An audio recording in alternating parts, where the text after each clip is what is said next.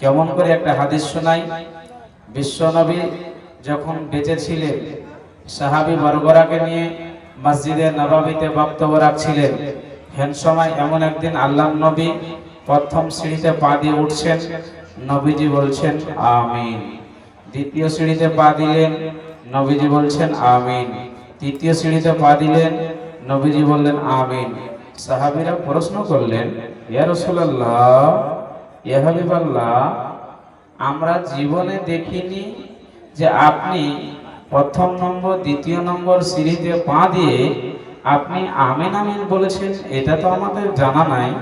নবীজি আপনি কেন আমিন আমিন বললেন, আমরা একটু জানতে চাই। বিশ্বনবী বললেন, সাহাবীরা শোনো, সাহাবীরা শোনো, এই মুহূর্তে আমার কাছে এই মাত্র আমার কাছে হযরতে জিবরাইল আলাইহিস সালাতু ওয়াস সালাম এসেছিলেন। আসার পর বললেন, দয়ার নবী গো, আপনি শুনে নিন যে আপনার নাম আর এই রমজান মাস আর এই মা বাবাকে পাওয়ার পর যে একটা কথা আমি আপনাকে বলে দিচ্ছি, আপনি শুনেলেন। এক নম্বর হচ্ছে, মাহে রমজান মাস পেল, রহমতের মাস পেল, আপনার উম্মত উম্মতিরা বরকতের মাস পেল। পাওয়ার পর যারা নিজের গুনাহকে মাবুদের কাছ থেকে ক্ষমা করিয়ে নিতে পারলো না, আল্লাহ যেন তাকে হালাক করে দেয়, বরবাদ করে দেয়। তখন আমি আমিন বললাম। কথাটি আমার ভালো করে বুঝেন। দ্বিতীয়বার সিঁড়িতে যখন পা দিলাম, জিবরাইল বললেন, আল্লাহর নবী, যে আপনার উম্মত উম্মতিরা আপনার নাম শুনলো, যে আল্লাহর বান্দা বান্দিরা আপনার নাম শুনলো, নাম শোনার পর যারা আপনার প্রতি দুরূদ পড়লো না, আল্লাহ যেন তাকে হালাক করে দেয়, বরবাদ করে দেয়। বুঝতে পারলেন কথাটা? ওই যে আমি আপনাদেরকে পড়তে বললাম, আপনার কেউ কেউ পড়লেন, কেউ কেউ পড়লেন না। বিশ্বনবীর বদদুয়া, জিবরাইলের বদদুয়া, আল্লাহর বদদুয়া কি রয়েছে, কথা ভালো করে বুঝেন। তৃতীয় নম্বর বললেন, বিশ্বনবী, দয়ার হাবিব, আপনি একটু বলে দেন। তিন নম্বরটা আমরা জানতে চাই। আল্লাহ নবী বললেন, সাহাবীরা, যাদের বাড়িতে মা বাবা বেঁচে আছে, বয়স্ক অবস্থায় পৌঁছে গেছে, চলতে পারে না, বিছানায় পড়ে আছে, শরীর দুর্বল, শরীরে জ্বর হয়ে আছে, ওই আব্বা মা সেবা করলো না, মা বাবার দিকে তাকালো না, একবার তাকিয়েও তার দিকে দেখলো না। মা কি হয়েছে? আব্বা শরীরে জ্বর, শরীরের ব্যথা হয়েছে, ডাক্তার আনতে যাব, আপনার জন্য কি নিয়ে আসবো, একবার বললো না, নিজের বাবা সেবা করলো না, ওই ব্যক্তিকে যেন আল্লাহ হালাক করে দেয়, আল্লাহ যেন বরবাদ করে দেয়। তখন আমি আমিন বললাম। ভালো করে বুঝেন। তিনটাকে একটা একটা করে যদি ব্যাখ্যা করি, 3 ঘন্টা খতম হয়ে যাবে, শেষ হবে না। দুটা ব্যাখ্যা হালকা হালকা করে দিচ্ছি। একটা শেষের সময় মা বাবা সম্পর্কে 1 মিনিট বলে দেব। এখন আজকে আপনারা জানেন, এই রমজান মাস পবিত্র মাস, রহমতের মাসে আজকে আমরা যে রাত্রিটাতে আজকে আমরা প্রোগ্রাম করেছি, আমরা বসে আছি, আপনারা কি জানেন কত দামি রাত? জানেন? জানা থাকলেও আপনাদেরকে আবার সার্চ করিয়ে দিচ্ছি। একটু আপনাদেরকে প্রশ্ন করব যে আপনারা সকলে জানেন হযরতে আদম আলাইহিস সালামের বয়স 1000, হযরতে নূহ আলাইহিস সালামের বয়স 950, কোন নবীর 800, কাউরির 300, কাউরির 400। আর আমাদের বিশ্ব নবী জনাবে মুহাম্মদ রাসূলুল্লাহ পড়ুন সাল্লাল্লাহু আলাইহি সাল্লামের বয়স 60-63 বছরের দুনিয়া থেকে বিদায়। অর্থাৎ আমাদের কাউরির বয়স 60, 70, 30, 40 এর মধ্যে আমরা দুনিয়া থেকে বিদায় নিয়ে নিচ্ছি, ঠিক না ঠিক? তো মাওলানা ওদের 1000 বছর, আর আমরা 63 বছর, 23 বছর, 100 বছর, ওদেরকে আমরা কেমন করে পারবো? আমরা তো ওদের তুলনায় আমাদের ইবাদত কম হয়ে যাচ্ছে, হচ্ছে না, কথা বলে কেমন করে পারবো? এই পারবো কেমন করে পারবোর জন্য আল্লাহ এই মাহে রমজান মাস, পবিত্র মাস, রহমতের মাস, বরকতের মাস মহান আল্লাহ আমাদের কাছে এনে দিয়েছেন। বান্দারে শোনো, যারা আমার জন্য রোজা রাখবে, আমি আল্লাহ ওই বদলাটা নিজের হাতে দিব। আসসালামু আলাইকুম ওয়া আনা আদিজি বিহি, আমি নিজের হাতে দেব। তবে দেখেলেন যারা রোজা করলো তাদেরও দিন গেল, যারা রোজা করলো না তাদের গেল। গেল কি গেল না কথা বলো? চলে গেল, চলে গেল, আর আসবে না। মাথা ঠুকে মরে গেলে আর আপনি পাবেন না। আল্লাহ বলছেন এই রমজান মাস পবিত্র মাসের মধ্যে আমি আল্লাহ কয়েকটি রাত দিয়েছি, যে রাতগুলো হলো লাইলাতুল কাদরের রাত, সাবে কাতের রাত চলে গেছে। আজকে আপনার 25 সাবাকাতের রাতে 24 রোজা চলে গেল, 25 রাত্রে আপনারা সকলে জেগে আছেন। তো মাওলানা আমরা যে রাত জেগে আছি নেকি তো পাবো, কিন্তু কত বছর কত মাসের সমান একটু নেকি হবে একটু বলে দেন না। একটু আয়াত আপনাদের জানা থাকলে আমি সার্চ করে আমি বিষয়টাকে তাড়াতাড়ি করে আগিয়ে নিয়ে যাচ্ছি। একটু একটু একটু করে আমি খালি টাচ করছি, আপনারা খালি বয়ানটা বুঝেন যে আমি কি আপনাকে বুঝাতে চাচ্ছি। আল্লাহ বলছেন এটা হচ্ছে বান্দা শোনো, এই রাতগুলোকে দেখতে গেলে কত বছর কত মাসের সমান নেকি হবে। মহান আল্লাহ নিজেই আহসানুল বায়ানের তাফসীর বিস্তারিতভাবে আলোচনা করে দিয়েছে। আপনারা বায়ান খুলে দেখবেন, আহসানুল বায়ান সব তাফসীর দেখতে পেয়ে যাবেন। ইতিহাসের পাতায় কি লেখা আছে আল্লাহ বলছেন, বিসমিল্লাহির রহমানির রহিম। ইন্না আনজালনাহু ফি লাইলাতিল কদরি ওয়া মা আদরাকা মা লাইলাতুল কদর। আল্লাহ বলছেন হে আমার পৃথিবীর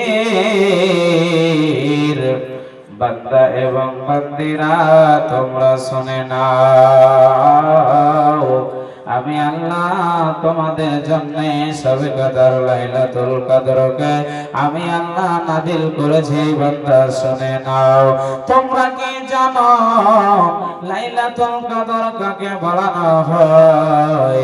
লাইলাতুল কদর কাকে বলে? সাবাকাতের রাত কাকে বলে? বান্দারে শুনে নাও, লাইলাতুল কদর হলো 1000 মাসে তুমি যত ইবাদত করবে রে। আল্লাহ বলছেন বান্দা শুনে নাও, এই 5টি রাতকে তুমি যদি ভালোভাবে জেগে নাও, যদি ভিন ভিন করে কোরআন পড়তে শিখে নাও, যদি কোরআন পড়ো এবং আল্লাহকে যদি তুমি রাজি করিয়ে নাও, আল্লাহ বলেন বান্দারে তোমরা শুনে নাও, আমি আল্লাহ 1000 মাসের সমান তোমাদের নেকি দেব। শুধু তাই নাই, তাকে যদি হিসাব করে না হয়, ক্যালকুলেটরে করে দেওয়া হয়, মাওলানা আমরা যে 5টি রাত জেগে নেব, আমরা বহু কষ্ট করে জেগে নেব, বলেন তো কত বছরের সমান আমরা নেকি পেয়ে যাব?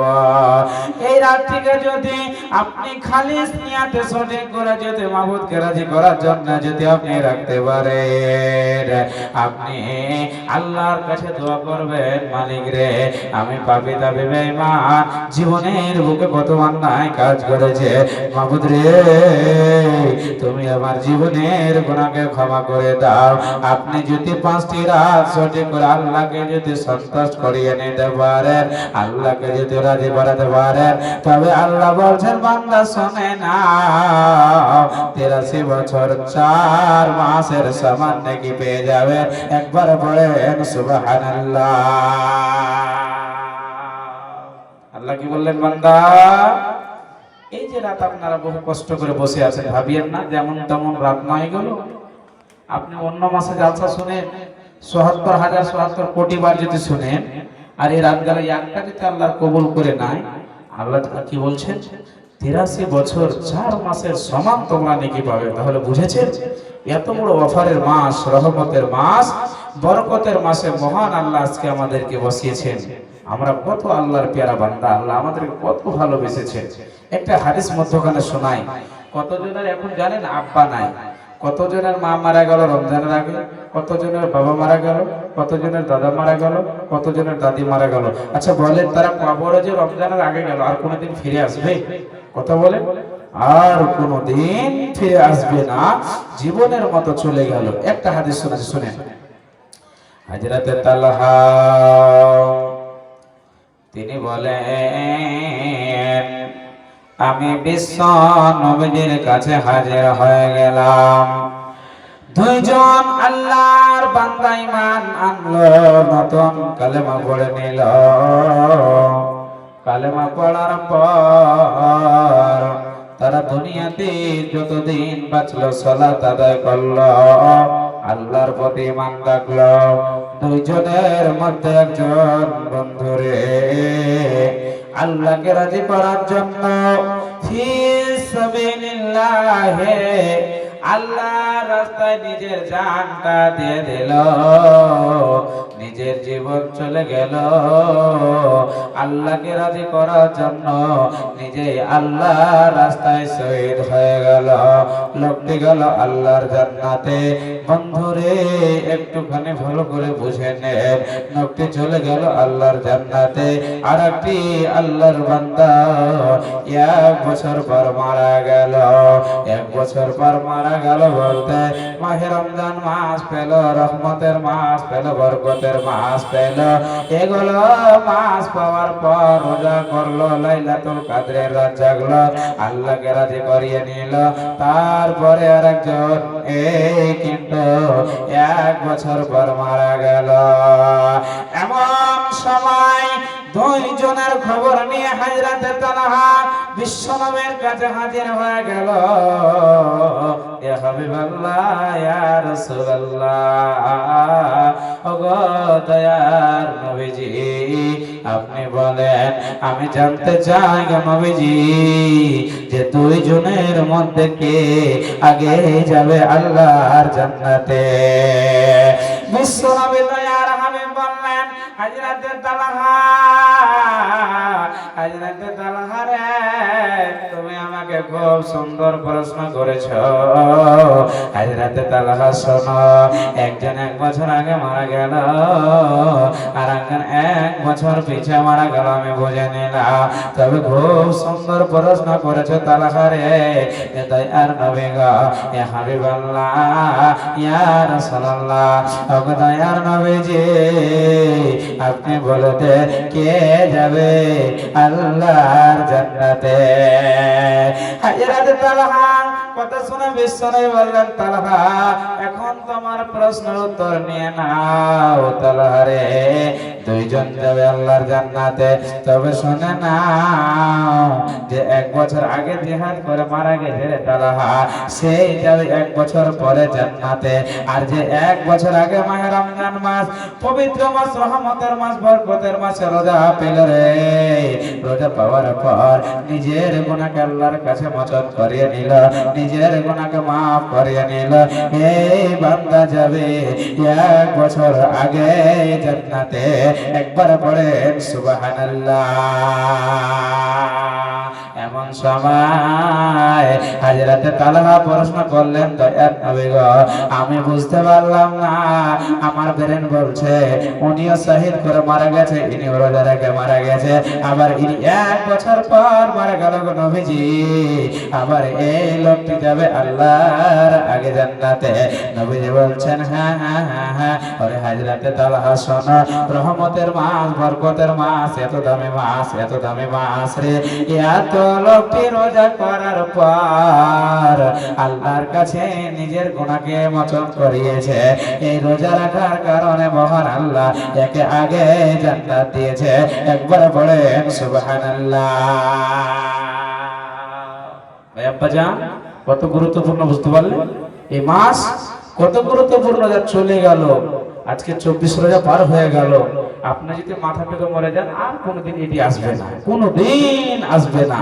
মধ্যে আপনাকে বুঝাই, এই রমজান চলে গেল, কতজন বেটাকে বলছে, আব্দুল্লাহ রোজা রাখিস না রে বেটা, রোজা ছেড়ে দে, শরীর দুর্বল হয়ে যাবে, তোমার শরীর হেরে যাবে।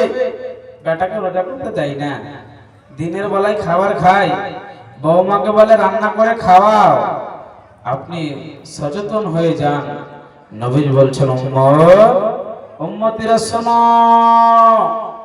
খবরদার তোমার সন্তান যদি অসুস্থ না থাকে, খবরদার তোমার সন্তান যদি অসুস্থ না থাকে, দিনের বেলায় যদি খাবার খাওয়াও, তোমার সন্তান জান্নাতের সেন্ট পর্যন্ত পাবে না। একটা আপনাকে মধ্যখানে একটা জিনিস জানিয়ে